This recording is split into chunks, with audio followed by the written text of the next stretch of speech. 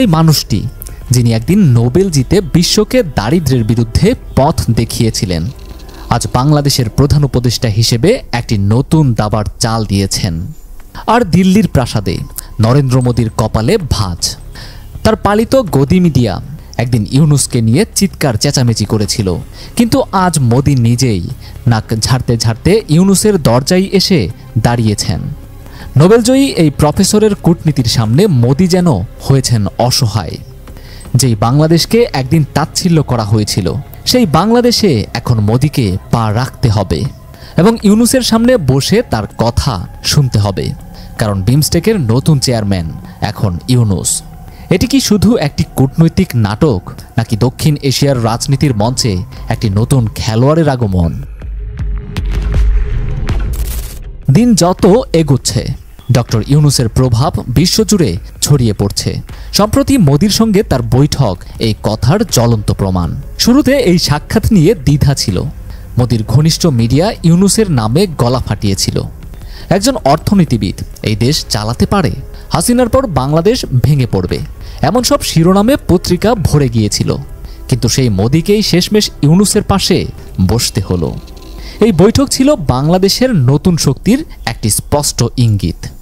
এখন বড় খবর, মোদিকে বাংলাদেশে আসতে হবে। বিমস্টেকের চেয়ারম্যানশিপ বাংলাদেশের হাতে এসেছে। আগামী এপ্রিলে ঢাকায় পরবর্তী সম্মেলন। ইউনূস তখন দায়িত্বে থাকুন বা নতুন সরকার আসুক, মোদির উপস্থিতি বাধ্যতামূলক। তিনি ইউনূসের মুখোমুখি বসবেন, যিনি এখন এই আঞ্চলিক জোটের নেতা।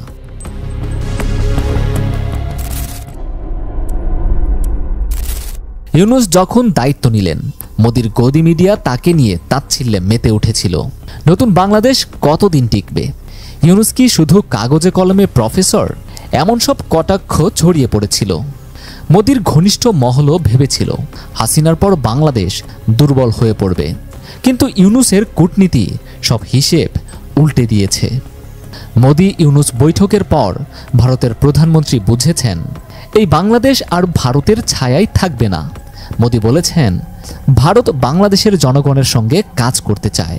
এটি ইউনূসের নেতৃত্বের প্রতি একটি স্বীকৃতি। বিমস্টেকের চেয়ারম্যানশিপ এই অবস্থানকে আরও শক্তিশালী করেছে।